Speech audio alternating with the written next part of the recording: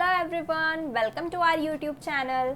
My self Annie. और इस video से हम स्टार्ट करेंगे एनसीईआरटी क्लास 6 हिस्ट्री का चैप्टर 3। चैप्टर का नाम है इन द अर्लीस्ट सिटीज़ और आज हम शुरू करेंगे चैप्टर 3 का पार्ट 1। तो हमारे चैप्टर का नाम है आरंभिक नगर यानी कि इन द अर्लीस्ट सिटीज़। तो इस चैप्टर में हम बात करेंगे उसी भारतीय उपमहाद्वीप की जिसकी बात हमने चैप्टर 1 में भी की थी।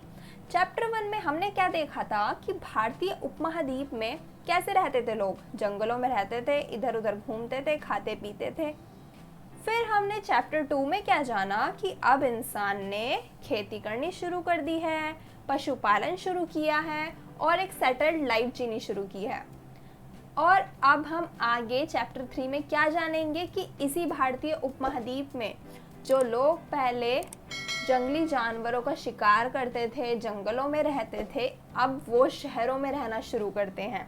तो इस चैप्टर में हम यही जानेंगे कि भारतीय उपमहाद्वीप में किस तरह से शहरों का विकास होता है, किस जगह पर सबसे पहले नगर बसे यानी कि सिटीज़ का अस्तित्व आया, ऐसे कौन कौन से शहर हैं जिन्हें हम आरंभिक नगर कहते हैं और वो किस किस जगह पर हैं। तो इस चैप्टर में हम यही जानेंगे। तो हमारे चैप्टर का फर्स्ट टॉपिक है हड़प्पा की कहानी। इस टॉपिक को जानने से समझने से पहले हम थोड़ा कुछ और बात करेंगे कि बच्चे होते हैं आपकी एज के, आपसे छोटे, पार्क में खेलते हैं, गलियों में भी खेलते हैं।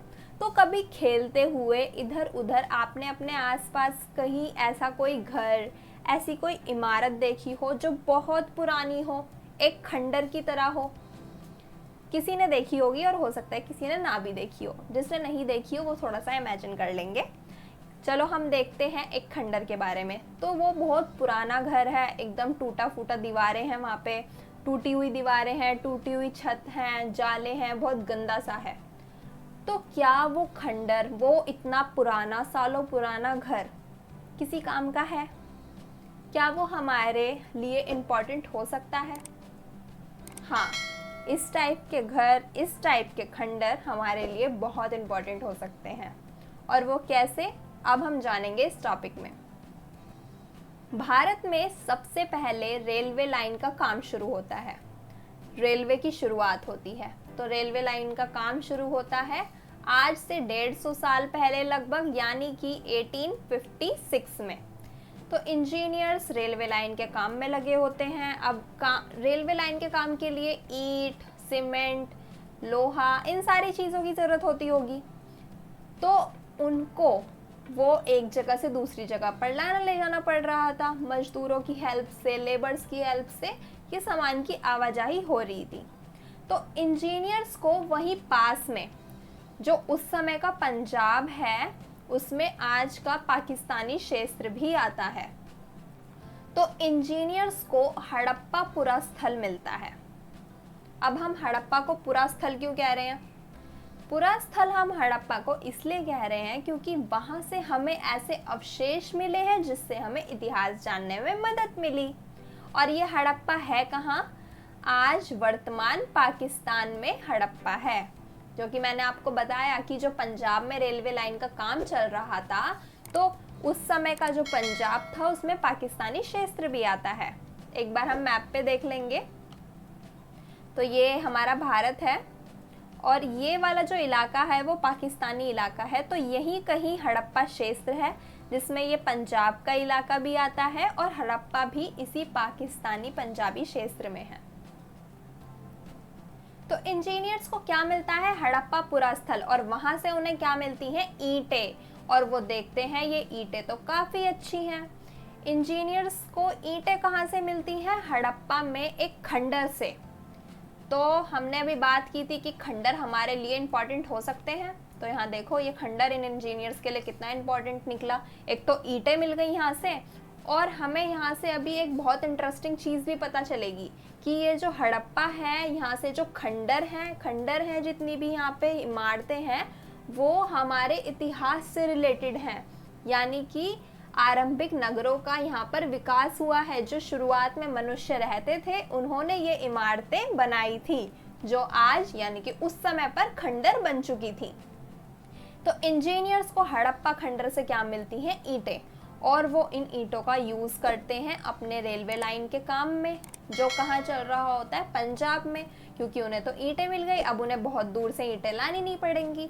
तो उन्होंने हड़प्पा पुरास्थल से सारी ईंटें मंगवा के रेलवे लाइन के काम में लगवा ली, जितनी उन्हें ज़रूरत थी उन्होंने वहाँ से निकलवा के अपने काम में ले ली। तो इससे क्या हुआ, जो हड़प्पा खंडर था, हड़प्पा पुरास्थल था, वहाँ की बहुत सारी इमारतें नष्ट हो गईं। इमारतें नष्ट होने से काफ़ी नुकसान हुआ, क्योंकि उन इमारतों की स्टडी करके हम इतिहास के बारे में पता लगा सकते थे। हम ये पता लगा सकते थे कि इन इमारतों को किस तकनीक से बनाया गया था और किस पर्पस के लिए बनाया गया था। लेकिन इन इंजीनियर्स ने तो सारी इमारतें ही नष्ट कर दी, ईंटें निकाल निकाल के। लेकिन फिर भी हमें थोड़ा बहुत कुछ पता चलता है, और वो कैसे, आज से लगभग 80 साल पहले, यानी कि 1920 के बाद या फिर उसके आसपास लगभग, पुरातात्विद, जिसमें कि एक विशेष नाम है दयाराम साहनी का, उन्होंने क्या किया, हड़प्पा पुरास्थल को ढूंढा, वहाँ पर खुदाई की, वहाँ पे जितनी भी इमारतें थी पुरास्थल में उनकी स्टडी की। तो उसके बाद हमें क्या पता चला कि ये जो हड़प्पा पुरास्थल है ये तो हमारे भारतीय उपमहाद्वीप के सबसे पुराने नगरों में से एक है। यानी कि जिस भारतीय उपमहाद्वीप की हम यहाँ पे बात कर रहे थे, हमने यही बात की थी कि सबसे पुराने नगर, सबसे शुरुआती नगर कौन से थे, तो वो हमें यहाँ पर मिल गए हैं कि ये तो हड़प्पा का वही पुरास्थल है जहाँ पर सबसे पहले इंसानों ने शहरों का विकास किया था। तो हमें सिर्फ हड़प्पा ही नहीं और भी बहुत सी जगह मिली है जहाँ से हमें पता चलता है कि यहाँ पर भी शहरों का विकास होगा, या फिर यहाँ पर भी जो लोग थे वो काफ़ी सिविलाइज तरीके से रहते थे, एकदम जैसे शहरों में रहते हैं उस तरीके से रहते थे। हमें बहुत सारी और अलग अलग जगहों से इमारतें मिली हैं, लेकिन हमें सबसे पहले तो हड़प्पा मिला था ना, हड़प्पा पुरास्थल मिला था हमें सबसे पहले। तो यहाँ पर आसपास, हड़प्पा पुरास्थल के आसपास या फिर बाद में हमें जितने भी शहर मिले, जितने भी पुरास्थल मिले, उन्हें हमने क्या कह दिया, उन्हें हमने कह दिया हड़प्पा सभ्यता के नगर या फिर हड़प्पा नगर, क्योंकि सबसे पहले जो खोज हुई थी वो हड़प्पा नगर की हुई थी, इसलिए उसके बाद मिलने वाले सभी नगरों को हड़प्पा सभ्यता के नगर कहा जाने लगा। और इतिहासकारों ने, पुरातात्विदों ने ये भी पता लगा लिया कि इन शहरों का, इन नगरों का विकास आज से लगभग 4700 साल पहले हुआ होगा। तो ये थी हमारी हड़प्पा की कहानी, जिसमें हमने जाना कि आरंभिक शहरों का विकास, आरंभिक नगरों का विकास हमें कैसे पता चलता है हड़प्पा पुरास्थल के बारे में, और फिर कैसे हम उसको हड़प्पा सभ्यता का नाम देते हैं। रेलवे लाइन के काम से शुरू होते होते किस तरह दयाराम साहनी ने हड़प्पा पुरास्थल को ढूंढा और भारतीय इतिहास के बारे में पता लगाने की कोशिश की कि कैसे हमारे उपमहाद्वीप में सबसे पहले नगरों का विकास हुआ होगा।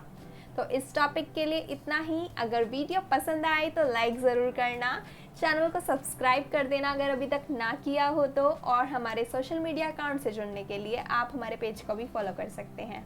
Thank you.